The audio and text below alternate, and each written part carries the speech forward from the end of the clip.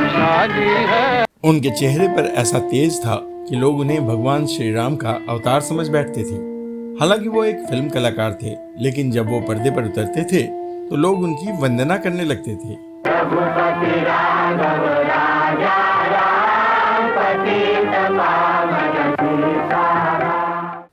उनके प्रशंसकों में आम जनता के साथ साथ महात्मा गांधी जैसे राजनेता भी शामिल थे, जिनके बारे में मशहूर है कि अपने पूरे जीवन काल में उन्होंने बस एक ही फिल्म देखी थी। राम राज्य कोई भूल पाए, सदा जगत को याद रहेगी। लेकिन क्या आप जानते हैं कि लोग उन्हें उनके नाम के कारण मुस्लिम समझ बैठते थे, फिर भी लोग उनकी तस्वीरों को अपने पूजा घर में सजाते थे। घर घर पूजा होगी तेरी, धन्य जगत जननी। क्या आप सोच सकते हैं कि हिंदी सिनेमा के पर्दे पर उन्होंने भगवान राम का किरदार जितनी बार निभाया था वो भी एक रिकॉर्ड है। राम का रथ क्या चलता है, सबको ये चक्र कुचलता है। और क्या आप यकीन करेंगे कि रुपहले पर्दे पर मर्यादा पुरुषोत्तम की भूमिका निभाने वाले यह कलाकार वास्तविक जीवन में अपनी मर्यादा से इस कदर चुके कि उनकी नाजायज पत्नी और औलाद भी हो गई थी, जिसका पता दुनिया को उनकी मौत के बरसों बाद चला। ये प्यार की बातें, ये सफर भूल न जाना, दिल छीन के जाते हो किधर भूल न जाना। कौन थे वो कलाकार और क्या थी उनकी वास्तविक पहचान? क्या था नेहरू गांधी खानदान से उनका रिश्ता और कैसा रहा उनका फिल्मी सफर? क्यों महज 42 वर्ष की छोटी सी आयु में खत्म हो गई उनकी जीवन यात्रा? जानेंगे और भी बहुत कुछ, बस बने रहिए हमारे साथ। दोस्तों नमस्कार, आप देख रहे हैं ड्रामा सीरीज भारत और मैं हूं धीरज। आज के इस वीडियो में हम चर्चा करने जा रहे हैं 40 और 50 के दशक के सबसे चर्चित कलाकार प्रेम अदीब की।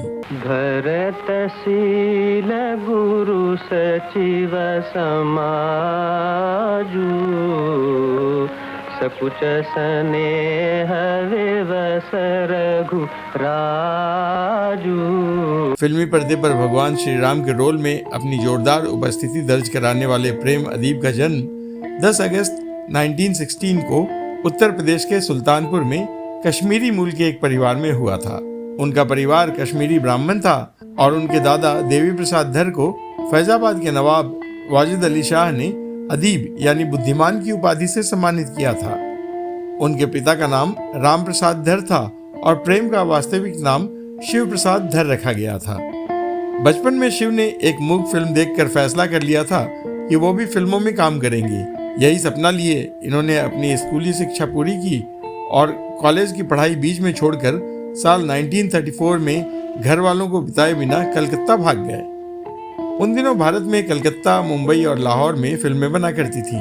जब कलकत्ता में काम नहीं मिला तो वह अपनी किस्मत आजमाने अगले केंद्र यानी लाहौर पहुंचे, लेकिन वहां भी उनको निराशा ही हाथ लगी। फिर लाहौर से वो मुंबई चले गए, जहां उन्हें 1936 की फिल्म रोमांटिक इंडिया में पहली बार अभिनय करने का मौका मिला। फिल्म में नूरजहां, स्नेहलता और श्याम सुंदर जैसे अभिनेता थे।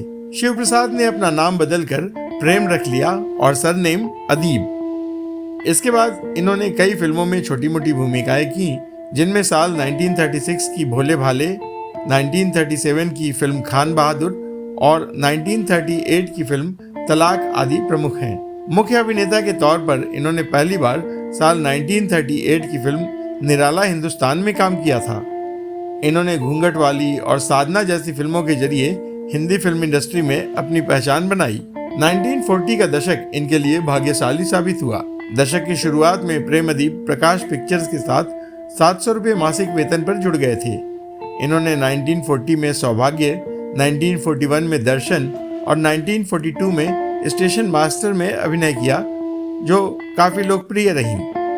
फिल्म स्टेशन मास्टर में इन्होंने प्लेबैक सिंगिंग भी किया था। सन 1942 में ही प्रकाश पिक्चर्स की एक ऐसी फिल्म आई जिसने इनकी किस्मत पलट कर रख दी।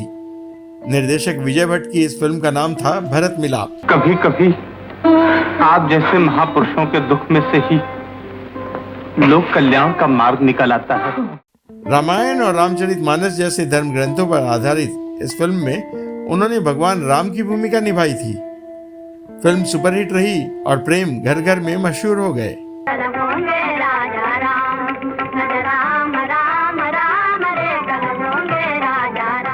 इस फिल्म की सफलता से उत्साहित होकर अगले साल यानी 1943 में विजय भट्ट साहब ने वाल्मीकि रामायण पर आधारित एक और फिल्म बनाई जिसका नाम था राम राज्य। देखो देखो राम राज्य में जहुदिश अजब खाली है, जहुदिश अजब खाली है। इस फिल्म ने तो सफलता के सारे कीर्तिमान तोड़ दिए।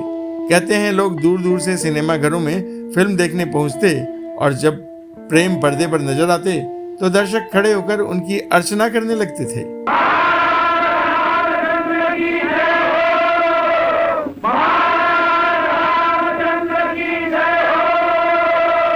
मीडिया रिपोर्ट्स के मुताबिक एक बार जब महात्मा गांधी बंबई दौरे पर थे तो निर्देशक विजय भट्ट साहब ने यह फिल्म देखने के लिए उन्हें आमंत्रित किया। कहते हैं विजय भट्ट के साथ प्रेम अदीब और उनकी पत्नी भी गांधी जी को इनवाइट करने गई थी और जब उन्होंने जोर देकर आने को कहा तो महात्मा ने 10 मिनट का समय देने का आश्वासन दे दिया। यह भी कहा जाता है कि गांधी जी ने कभी कोई फिल्म नहीं देखी थी और राम राज्य वह पहली और आखिरी फिल्म थी जिसे उन्होंने देखा था। गांधी जी पर प्रेम अदीब की पत्नी का दबाव क्यों काम आया, इसका जिक्र हम वीडियो में आगे करेंगे। मीडिया रिपोर्ट्स का दावा है कि जब फिल्म शुरू हुए 10 मिनट बीत गए तो महात्मा गांधी की सहायिका ने उन्हें अगले कार्यक्रम की याद दिलाई, लेकिन उन्होंने अपने अगले अपॉइंटमेंट कैंसिल कर पूरी फिल्म मन से देखी और प्रेम के अभिनय की तारीफ भी की। जगत को याद रहेगी तेरी अमर कहानी। प्रेम अदीब को उस दशक में धार्मिक ऐतिहासिक पृष्ठभूमि पर बनी कई फिल्मों में अभिनय करने का अवसर मिला, जिनमें सन 1945 में रिलीज हुई आम्रपाली और विक्रमादित्य, 1946 में बनी सुभद्रा और 1947 में रिलीज वीरांगना व 1948 में आई राम बाण प्रमुख थी।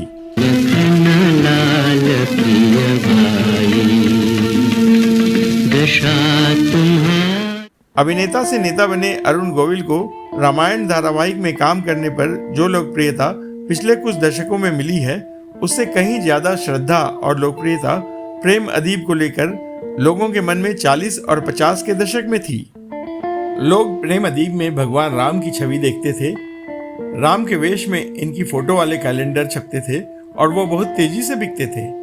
कैलेंडर के अलावा राम के वेश वाले इनके फोटो भी खूब बिकते थे। लगभग हर हिंदू घर में और मंदिर में इनके फोटो मिल जाते थे और लोग उनके सामने बैठकर पूजा पाठ किया करते थे। एक और विशेष बात यह रही कि प्रेम अदीब की धार्मिक व सामाजिक फिल्मों में से ज्यादातर में शोभना समर्थ ही उनकी हीरोइन रहती थी।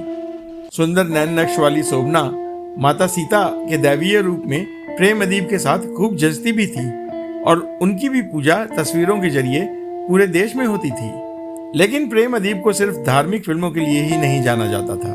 उन्होंने रोमांटिक और सामाजिक फिल्मों में भी शानदार अदाकारी की। 1948 की उनकी फिल्में एक्ट्रेस, मुलाकात और अनोखी अदा में उनके किरदार बिल्कुल अलग शेड्स के हैं।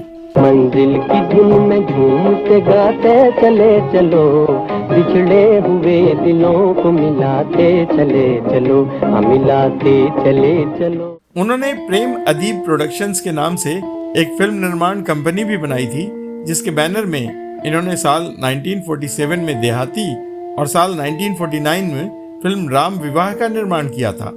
लेकिन दुर्भाग्यवश यह दोनों ही फिल्में फ्लॉप हो गईं और प्रेम दोबारा अभिनय में जुट गए।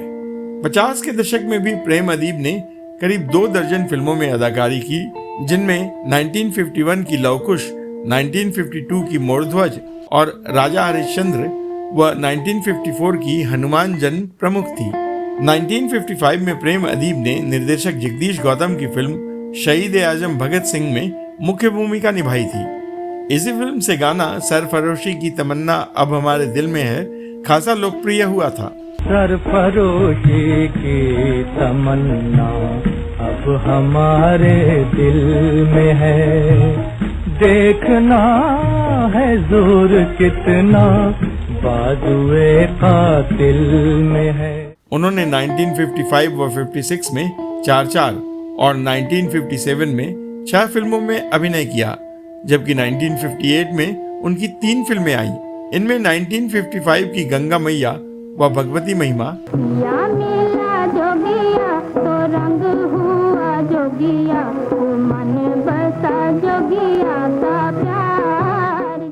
1956 की दिल्ली दरबार और रामनवमी, 1957 की कृष्ण सुदामा, आदि रोटी और नीलमणि व 1958 की गोपीचंद व राम भक्त विभीषण प्रमुख थीं। तेरी दुनिया माटी की दे, माटी की ये काया, तू ही जाने अलग निगम। एक फिल्म की शूटिंग के दौरान हुई दुर्घटना में प्रेम अदीब की किडनी क्षतिग्रस्त हो गई थी और उन्हें हाई ब्लड प्रेशर की शिकायत रहने लगी थी। इसीलिए 1959 में फिल्मों में उनका अभिनय बेहद कम हो गया था।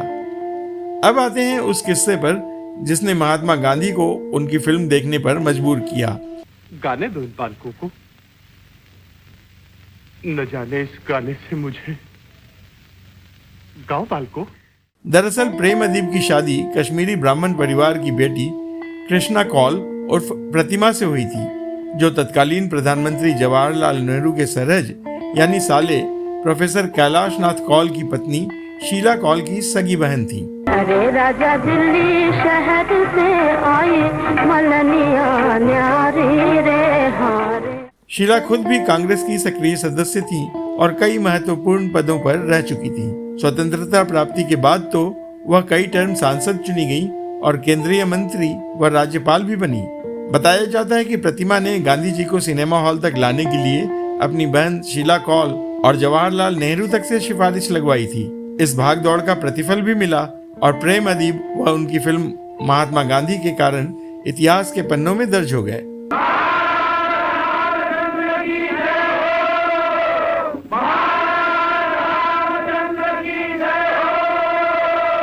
25 दिसंबर 1959 की शाम वह मुंबई के वर्ली में प्रतिमा जी की बड़ी बहन की जन्मदिन की पार्टी में थे कि अचानक उनका ब्लड प्रेशर बढ़ गया और ब्रेन हेमरेज से उसी वक्त उनका निधन हो गया। प्रेम अदीब की उम्र उस वक्त लगभग 42 साल थी। उनकी आखिरी 2 फिल्में भक्तराज और अंगुलीमाला उनके निधन के बाद साल 1960 में प्रदर्शित हुई थी। उनकी पत्नी प्रतिमा अदीब ने 56 साल अपने पति की यादों के सहारे गुजारे और 29 दिसंबर 2016 को इस दुनिया को अलविदा कह गईं। लेकिन प्रेम के भाई के पौत्र चैतन्य अदीब टीवी जगत में एक जाना माना नाम है और उनकी विरासत को आगे बढ़ा रहे हैं। हालांकि प्रेम अदीब की कहानी उनकी मृत्यु के साथ खत्म नहीं होती है। फिल्म ब्लॉग बीते हुए दिन के ब्लॉगर शिशिर कृष्ण शर्मा बताते हैं कि अपने जमाने की मशहूर अदाकारा इंदु रानी, जिनका वास्तविक नाम इशरत जहां था, ने प्रेम अदीब को फिल्मों में एंट्री दिलाने में खासी मदद की थी। दोनों साथ साथ फिल्मी पर्दे पर भी दिखे थे और दोनों में प्यार हो गया था। दोनों ने शादी करने का फैसला भी कर लिया था, लेकिन यहाँ धर्म आड़े आ गया। ब्लॉग के मुताबिक प्रेम अदीब अपनी मां की जिद के आगे झुक गए और 8 जनवरी 1938 को मुंबई के एक अस्पताल में इंदु रानी ने प्रेम अदीब के बेटे को जन्म दिया।